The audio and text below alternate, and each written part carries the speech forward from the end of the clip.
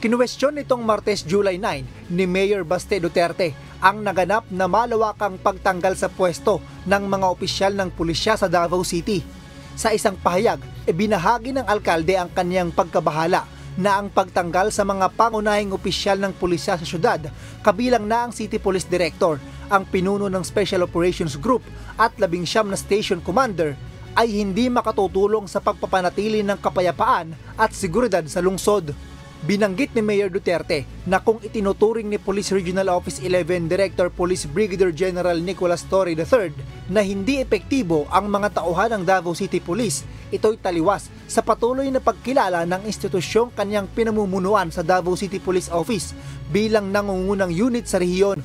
Binigyang diin niya na ang mga apektadong pulis na naglaan ng kanilang buhay para maglingkod sa kanilang kapwa Pilipino ay hindi nararapat sa ganitong klaseng pagtrato. Samantala, kinumpirma naman ng Philippine National Police na inalis sa pwesto ang 19 na Station Commander ng Davao.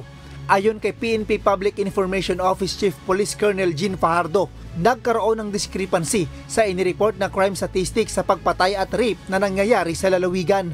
Sinabi rin ni Colonel Fajardo na nasa discretion na rin ng bagong Regional Director ng Davao kung sino-sino ang kanyang pinagkakatiwalaan upang ipwestong mga bagong Station Commander.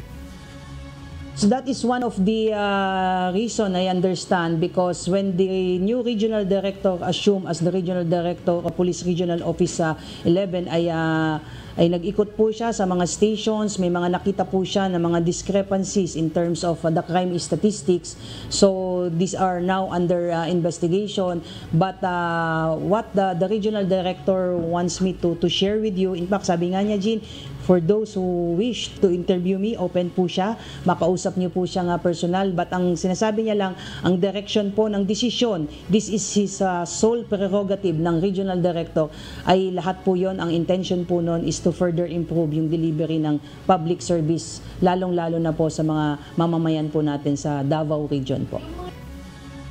Inilagay ang mga inalis na Station Commander sa Regional Personnel Holding and Accounting Unit ng Police Regional Office 11. Base sa ulat ng Davao City Police Office, mula Enero hanggang Mayo, umabot sa 22 kaso ng pagpatay at 41 kaso ng rape ang naitala ng Davao Police. Sinasabing katumbas ito ng isang kaso ng pagpatay at 22 rape cases kada linggo sa unang 5 buwan ng taon. Ayon kay Police Brigadier General Torre, ang naturang datos ay taliwas sa reputasyon ng Davao City bilang isa sa mga itinuturing na safest city sa bansa. MJ Vasquez, humahataw sa balita ngayon.